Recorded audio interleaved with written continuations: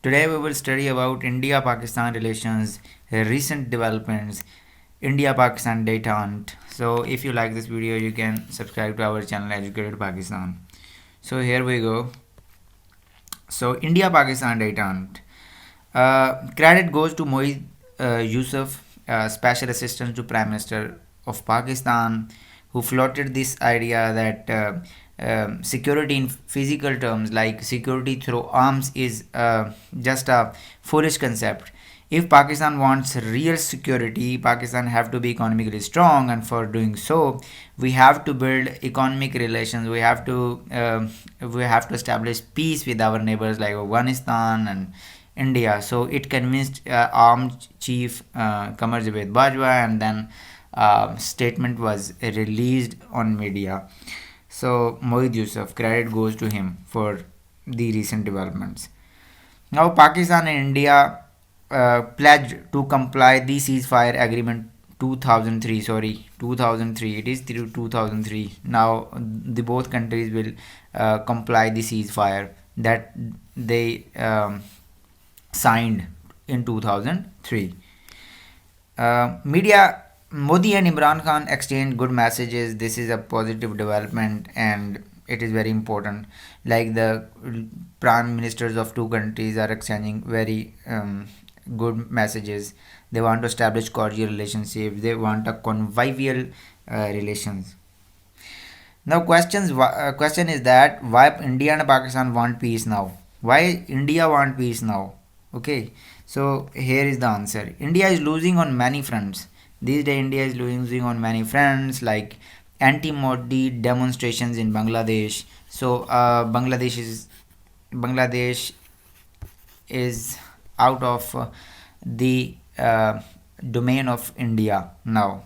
Okay, Modi finds himself between devil and deep sea on the situation which has unfolded in Myanmar. In Myanmar, recently, military junta launched a coup against Aung San Suu Kyi, and Indian government has recently established business relationship with military junta. So if they do not condemn the coup, they it will be a kind of a deadly blow to their reputation as the biggest democracy of the world.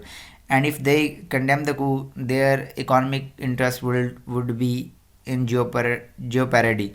So India is between the devil and deep sea on Myanmar situation. So pressure from China. China is pressurizing India on borders. We have seen a scuffle between these the armies of two countries. So anti-India and pro-China leadership in Sri Lanka. So Sri Lanka is out of the India's domain of influence. Afghanistan is nearly going to fall in the lap of Pakistan after peace deal. So diplomatic blows to India. So therefore India want peace. Secondly, two-front war dilemma is looming like a Damocles sword over Modi's head. This is another problem for Modi. Like if Pakistan and China both are hostile, India will be sandwiched between the two countries. Okay, so it is very difficult.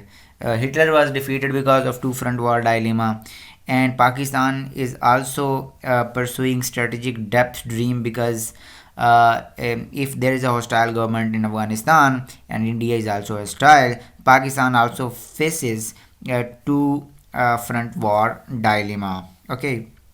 In face of international reprimand, India wants to divert attention of world from Kashmir, so experts believe therefore India is extending a hand of friendship towards Pakistan. So future and pragmatic approach. What is a pragmatic approach in Pakistan and India relations? What should be done? What is in the best interest of people? So we have to read this quote of the former president of Pakistan, Pervez Musharraf.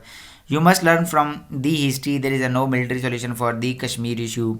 We have to understand reality. So the pragmatic approach is that both countries should sit on negotiation table and they should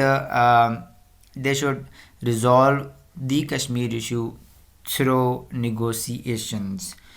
Now, recently, denial of Pakistani government to import 25% cheap sugar is a populist move. Like recently, Prime Minister Imran Khan rejected to import 20% cheap sugar from India. So this is a populist move. This is not a rational move. Like, it will hurt our economy. So I believe that this move should be revoked, and we should import uh, um, sugar and wheat from India, which is cheap. It will help our industry as well. Sport diplomacy and cooperation in the field of pharmaceutical sector to contain raging pandemic and for extricating poverty is needed. What the both countries have to do, they have to do sports diplomacy. Okay, then the cooperation in pharmaceutical sector, it will help Pakistan to contain a raging virus. India can provide vaccine to Pakistan, and the both countries can cooperate to extricate poverty from the region, which is widely pervaded. So Pakistan and India have trade potential of 40 billion. Okay, 40 billion trade potential, but recently only 2 billion trade is between the two countries. So it could increase significantly if there is a will between the two countries. Please start trade and free Kashmir. There is a need to make the Kashmir independent because Kashmiri people want independence. Now, through peace, resources that are used for buying weapons. For example, recently a survey of Stockholm Institute said that Pakistan and India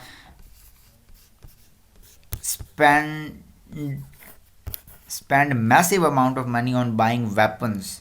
Okay, so if there's a peace, this money could be diverted to control environmental catastrophe and poverty. So this is important.